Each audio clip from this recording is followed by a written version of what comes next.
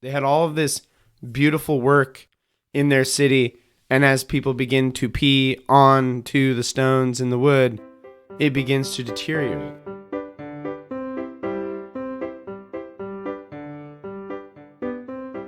Welcome back to Privy. Privy is a podcast about toilets recorded here from my home toilet. My name is Hunter Hoover. I'm your toilet host, toilet enthusiast, and we have a lot to be appreciative of when it comes to toilets. Not a lot going on bathroom-wise this week, Been using that app. We're going to cover it here eventually, but been using the poop tracker app. It's pretty great. You get to see where your friends are going to. So, yeah, it's just kind of a fun little thing. I think some people are kind of fudging their numbers, but, it is what it is. Yeah, not a lot of bathroom things going on. I know there's been some legislature of people like passing what bathrooms look like. It's whatever. Single stalls going to be the way to go, in my opinion. So just single stall it. But this week, we're going to transition here. And one of the things that we have talked about when we talk about pay toilets and public restrooms.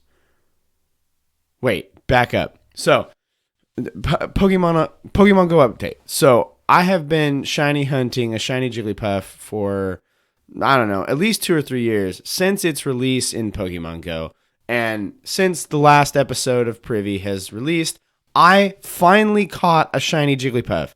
Revolutionary. Loved it. It's not a very good one, but I did catch a shiny Jigglypuff. So, I don't really get anything other than having the shiny Jigglypuff for that, but it is exciting. And now I have to find my new target. It's kind of a Murkrow, but I'm going to find you. One of the things that we talked about when we talked about our pay toilets and public restrooms were these ideas of pop-up or bathrooms that are situated for public use. And so nowadays, we have these bathrooms that will like rise out of the ground like some sort of scary monster beast. And if you're so inclined, you may go in there and relieve yourself. And they're self-cleaning, all this thing. It's pretty good stuff. But these in our brains are not like just a porta potty. And we're gonna talk about porta potties here coming up in Privy Summer. These are like structures that are fixed in place that you may use in public to make it easier for you to not have to go as long in between the next indoor restroom.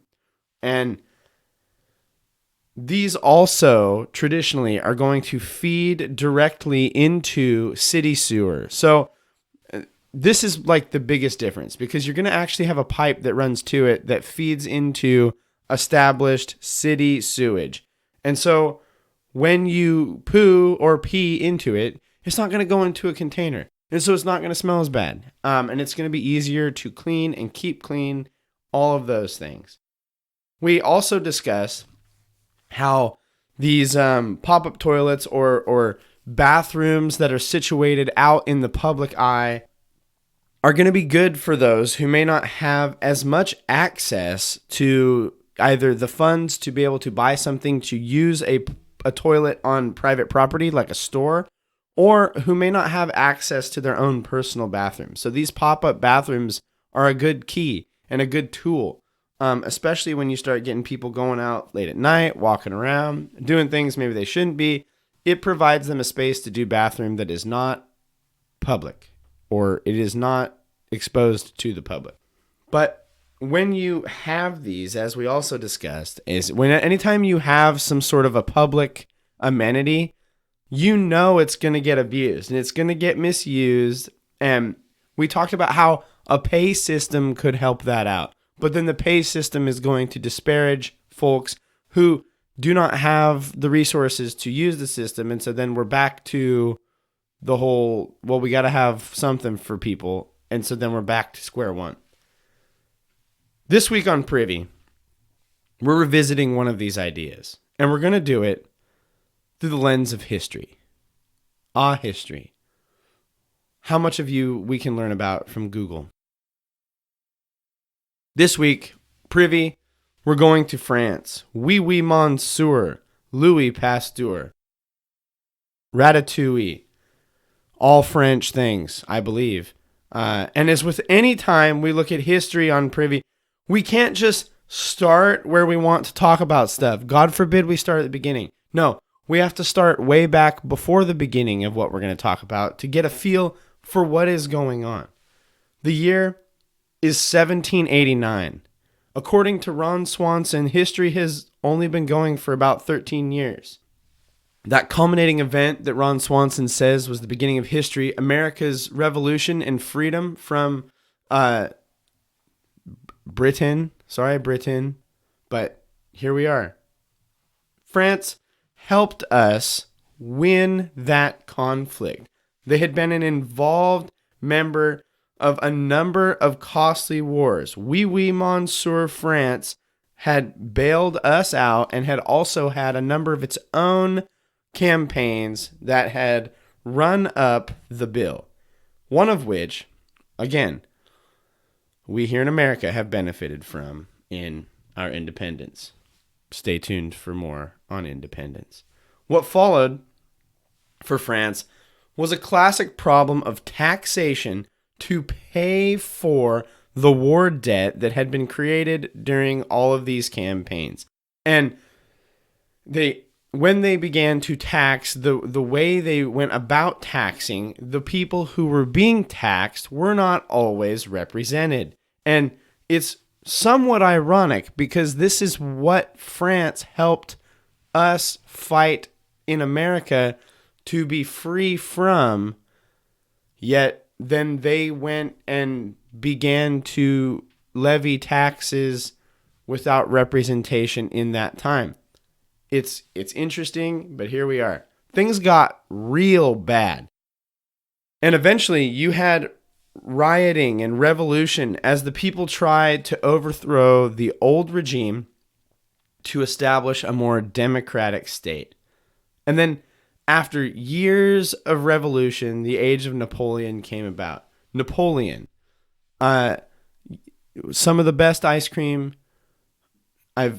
it's just wonderful flavor. Napoleon, Louisiana trade. It's all a thing.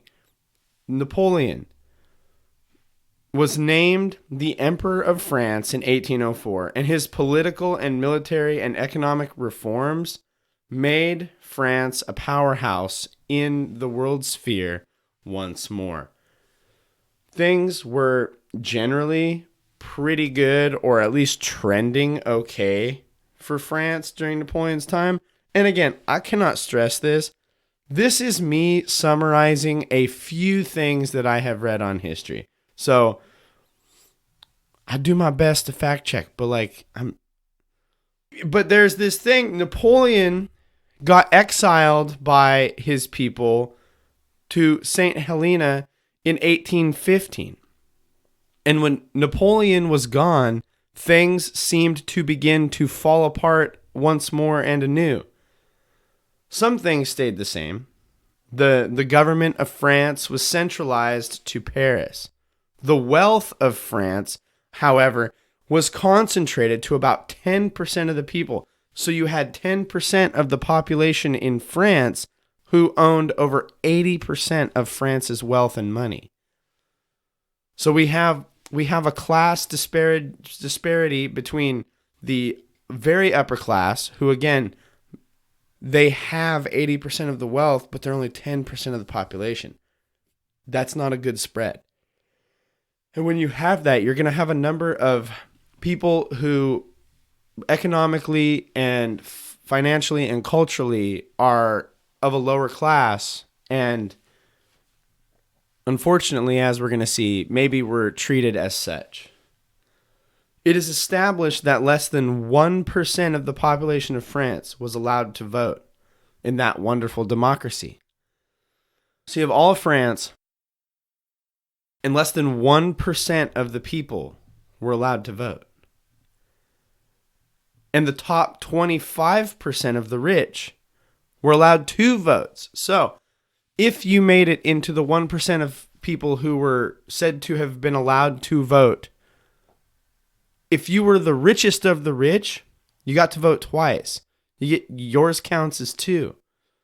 So that system seems all unfairly effed up. Like, and it is technically democracy because we're voting, but like, is it if not everybody is voting? It's a different system. Most of the French were either poor, rural peasants or poor urban workers. These had gained many rights during these times as well, but as you can see, their rights often only go as far as their class and their economic system. And as such, you have a number of these, especially in urban centers, of these low-income or poor French workers living in cities where there is a small concentration of rich people also living in those cities, calling most of the shots. And when you have people needing to, and you're hearing that, and so you're going to have some tension in these areas. And you're hearing all this and you're going, okay, but like, get to the punch. What does this have to do with bathrooming and the things I do in a bathroom? Well, here we go. When you have a lot of people in a condensed or concentrated area, you're going to have a lot of people needing to go to the bathroom. And the options up until that point were go in the street, go on a building, or like find some bush, because a lot of these folks did not have access to a bathroom, or if they were in between work or at work, it was too costly to them to get away from work to go to do the bathrooming. And so you have these people who are using the public as their bathroom, but you also have an upper class demographic of people who have to live alongside of it, and they're not going to go for it. They're fed up, and they're going to do something to alleviate this problem. The architecture and buildings in France were immaculate and beautiful, and some of them were being stained by the frequent urination on walls and streets. They had all of this beautiful work in their city, and as people begin to pee onto the stones and the wood, it begins to deteriorate. Urine is winning the battle. Urine over time, when dried, would leave unsightly residue that could even wear away the stone and other material. Public urination was technically illegal. They had made it illegal by this time, but it being illegal turned into somewhat of a protest against the class disparity, because it's like, you have made this thing illegal, and now my protest is to do the thing that you have made illegal. What started as having sectioned off area to pee on, they would like put up these little gate things and say, here is the spot that you may pee. Please pee here. That eventually over time stopped working, because again, the people are like, you know what? I'm going to jam it to you, sir, and or madam, but probably sir at this point in history. I'm going to pee where I dang well please. I'm going to pee over here. I'm going to pee over there. I'll pee with a fox. I'll pee in a box. Watch out. The French commissioned the building of a number of what are called Vespasiens. Now, if you are a Frenchman or a Frenchwoman, or if you're a purveyor of French language, you've probably heard me, you're going to hear me say a number of French words today. And you're going to think to yourself, man, what an ignorant, unclassed French person. And yes, you've nailed it. Vespasiens. Now, if that's not how you say it, correct me. That's fine. And the person that they commission to build these Vespasiens, and we're going to talk about what they are here in a second, but it was Claude Philibert Barthelot, Count of Rambatou and Prefect of Paris. What a name. What a laundry list of titles after his name. The only counts I know are the Count from Ye Olde Sesame Street and Count Chocula. Those are the counts I know about. I probably know about others, but those are the ones that I have in my brain at this very moment. And yeah, the Count. But this guy is apparently a Count. Now, Claude Philibert, let's read again. Claude Philibert Barthelot, Count of Rambatou and Prefect of Paris. Whenever I see that word prefect, I think of Prefect from Harry Potter, and I just think of Percy with his dumb badge. So, Claude wanted to make a more beautiful Paris. And outside of installing fountains and develop the gas lighting network and planting trees throughout Paris, he also brought the Paris sewage system up to speed, the likes of which Remy the Rat can get on board with. And he designed the first public urinals of Paris. And now, a brief aside about Mr. Barthelot in 1800s France. In 1833, Barthelot took on his role of prefect, which essentially is like a representative or a head of department in their government. In 1832, 1 year before that, the cholera outbreak struck Paris. This cholera epidemic killed 19,000 people in the matter of 6 months. And when Barthelot took his position the following year, he believed the small, narrow streets with a number of impoverished and unsanitary and pee-soaked conditions were the cause and the catalyst of this cholera disaster. He commissioned the roads to be widened, make them bigger, make them wider, spread them out. He modernized the sewage system to be more sanitary. Get the bad stuff away from the good stuff. He made the sewage system better in Paris. And he installed a number of fountains, many of which are still in use today. The city, which had 69 gas jets,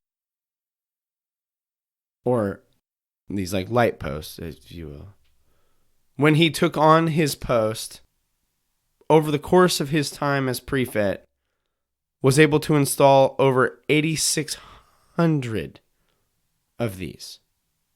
The law against public urination was passed after many of these new fancy streets and structures were being built, but they lacked the means to enforce the law. And so, along with these new roads and new fountains and new lampposts and new sewage network, Barthelot commissioned and installed the Vespasiens. In short, these were public urination chambers. We need to talk about what France was doing because these urinals were both designed to be ironic and beautiful.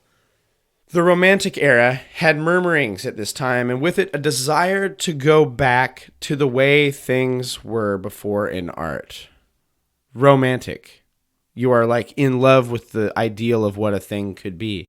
And an attention to the beautiful and the mundane was on their mind. So if we're going to build a whole bunch of public places for people to spray urine, might as well make them as immaculate and intricate as we can. Because of romance. It's not like lovey romantic area. I understand that. These Vespasiens were exactly that. If you were walking and you saw one of these, the last thing that you might think is, my goodness, I need to go to the bathroom inside of that thing. These things were immaculate. And when you look at them, they don't really look like a place where you're going to go to the bathroom inside. They don't. They were essentially a hole in the ground where you would pee into, but the enclosures that they built to surround these holes and give public wee-goers privacy were amazing looking. See our social medias for references to these amazing looking Vespasiens. Also, a quick note, they're also called Pissoirs. Pissoir, which I had explained to me by a French lady or a lady of French language study, that it just means pisser. And we're just trying to class it up and clean it up. So Vespasien, we're going to get to that in a second. If you were walking and saw one of these, you're not going to think like, hey man, I gotta go spray urine into that. They were essentially a hole in the ground and the enclosures were immaculate. To me, they look a lot like the cool like wood built or iron built gazebos with the like wicker looking like work at the top. That's kind of the vibe I'm getting. But many of them on the outset look like Morris columns, which are like these tall green columns that now are used for advertisements being posted on, except instead of trying to sell you goodies, you pee there. But what's interesting is they began to use these as advertisements. People would post ads on the outside of these Vespasiens, these pissoirs, on these spaces, because just like putting an ad on the back of the stall door on the toilet you're sitting, or in front of the urinal if you're standing to pee and you just stand there, you got to stare at something. They understood that if we put these ads in these spaces, people are going to see them. It's a good place for your ad. My suspicion is these enclosures were more for people to not have to see Pierre wee wee while he goes his wee wee wee. They're amazing looking. And now am I searching? It seems they are named also, like I said, pissoirs originally, and then renamed later to avoid the derogatory term of pissoir. However, in asking a person who has been to France, again, I talked to this young lady and teaches French and knows something about French culture, it could be that these two things are two different ideas. Now, what is reported is that the biggest difference between a pissoir, and I might be butchering this, but I hope I remember right. The biggest difference between a pissoir and a Vespasien is the like big intricate structure, where the pissoir was not as nice and often would just be like kind of janky version. You know what I'm saying? So they are, whatever they're called, Vespasien or pissoir, they're amazing to look at. And if you hear that word, Vespasien, you might be thinking, man, that's a weird sounding word. I feel like I've heard part of that name before. You have! Former guest on the show, Vespasianus. He's the Roman fellow who featured in our urine episode. He's the guy who came to Rome, who said, tax the pee, charge them for the pee, make them pay for their shameful pee that they do. He is the one that said, money doesn't stink. He is the one who taxed urine. Vespasianus. They named these public urinals after the godfather of public urination himself. Ah, the Romantic era. Only here would we name our French public urinals after a Roman emperor who once taxed urine. What a time to have been alive. Thanks, Vespasianus. Thank you for your namesake. The Vespasiens were rehauled from a glorified tower with an opening to be more spacious in the 1860s and 70s. They would include multiple stalls or compartments, raised modesty screens, so that way you didn't have to see Pierre wee wee's wee wee. You don't have to look at that while you do your wee wee wee now. So that's good. They added gas lamps to the top of the structures to be locatable by night. An easier hose operation while in the stalls. The Vespasiens or pissoirs continued to be installed, and by the 1930s, it is estimated that there were over 1,200 of these structures located around Paris. But as time went on, indoor plumbing improved, and the need for these began to decrease. There was nearly a quarter of the stations left, 300 by 1960s. The pissoirs are disappearing. By the 2010s, there is reported to be but one remaining pissoir or Vespasien on Boulevard Arago by the Santé prison. Now, I probably pronounced all that wrong, but like the last pee station, you know what I'm saying? The lone remaining pissoir, and one of the reasons these are disappearing was due to the foul smell reported to be emanating from them. Because it's still tied to the not great plumbing. It doesn't have like good flush. And I imagine they were built for pee, not poo. And you know people are going to try to poo in these things. Another reason that these were uninstalled and taken out was these facilities were designed for those standing to pee and were uninclusive to people who needed to sit to pee. Many pissoirs have been replaced with sanisettes, which are self-cleaning public restrooms, an improvement by far.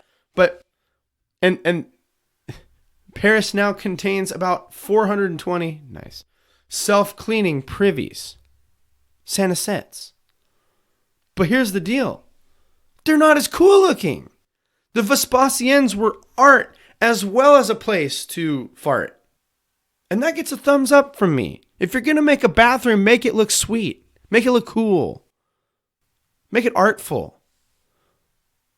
Give it to a demographic of people who may not have been able to enjoy things that were nice looking as often. Vespasiens. What a cool idea. Their legacy of this spread to Berlin and Vienna and Amsterdam. The pissoir and the idea of a public urinal can be found all across the United Kingdom in Europe today. They're all over. So go get them. You might have to pay. Some of them are pay toilets, but that's okay. They can be found in the movie James Bond, Casino Royale. But the French pissoirs and Vespasiens of old were both a marvel to look at, and I imagine a marvel to use, and probably a bit stinky. And again, these are all related to the paid toilet problem and the free public use toilets, and how to keep a public space both sanitary and accessible.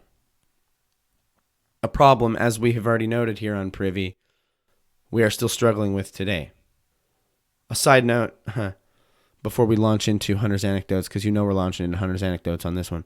I had a young man at the high school I work at this week. He showed me a picture of a bathroom, I assume a public bathroom stall, that he used or was in over his weekend. Man, this thing was thrashed. Like, there was dookie on the wall. There was dookie where there should not be dookie. And that's what I'm talking about. Like, that is the struggle. When you make a place public and free use, there are ne'er-do-wells who are going to misuse free use. And they're going to spread their shoot all over the place. Don't do that. I shouldn't have to tell you this. Don't do that. And if for some reason you do that, or you get the pee somewhere where shouldn't, clean it up. Just clean it up. Dang it. I'm actually in favor of having these public restrooms and I already said, like, I'm open to it being paid as long as we have a way to make sure that we're not, I don't know. There's not a perfect system, but the system we have is not good cleanliness-wise. And this is where we enter a special segment of Hunter's Anecdotes to keep you afloat.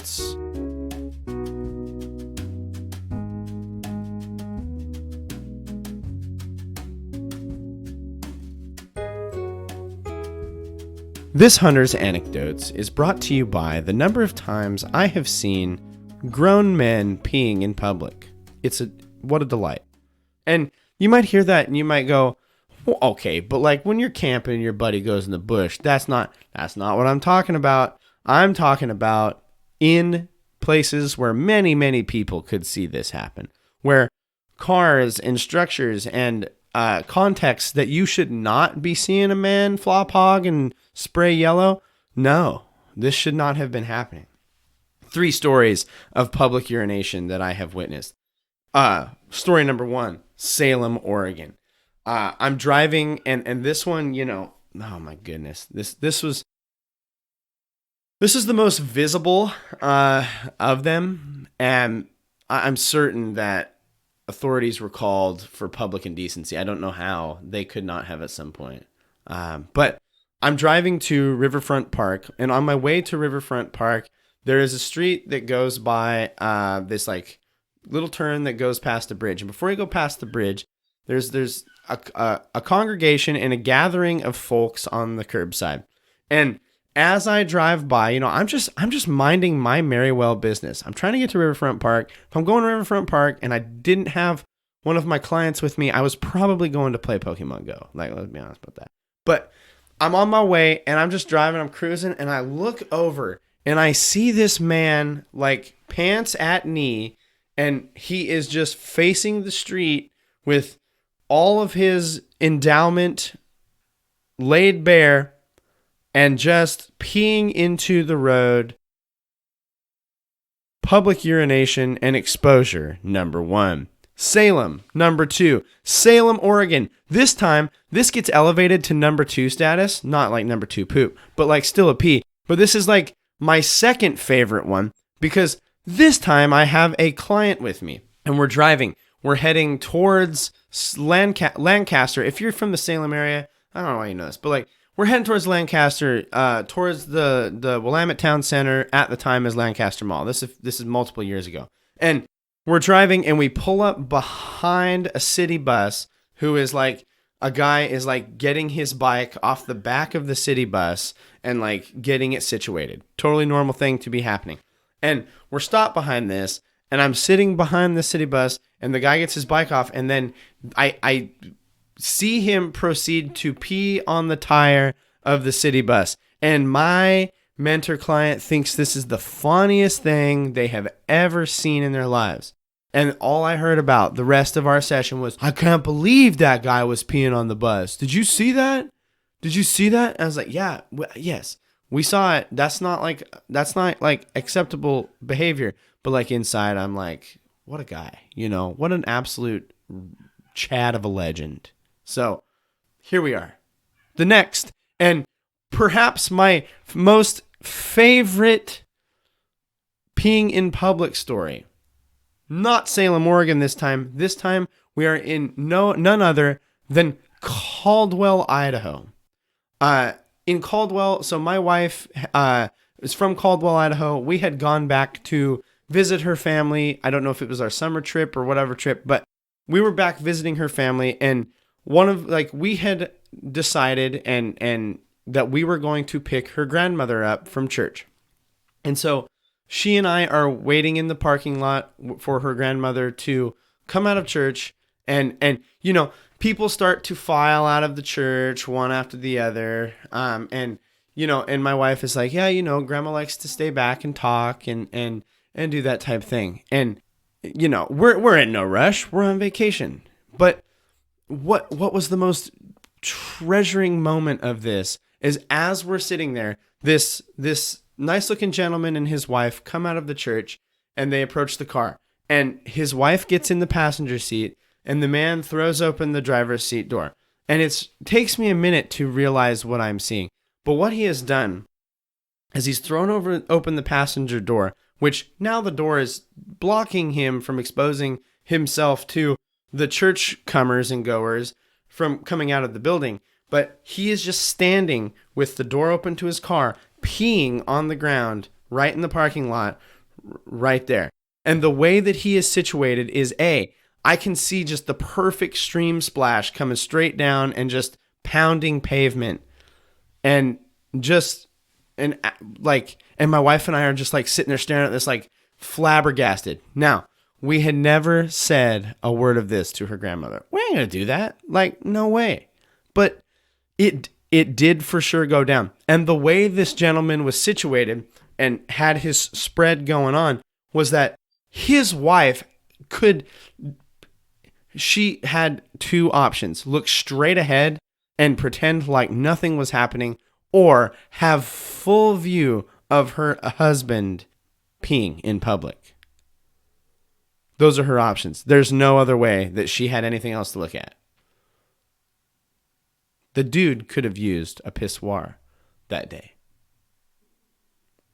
And this has been another episode, an installment of Hunter's Anecdotes. Oh, by the way, my buddy here in Oregon, he's like, Oregon has a law where you can pee wherever you want. I'm like, that doesn't mean you can expose yourself wherever you want. Key point there. Pretty sure. This has been another installment of Hunter's Anecdotes to keep you afloat.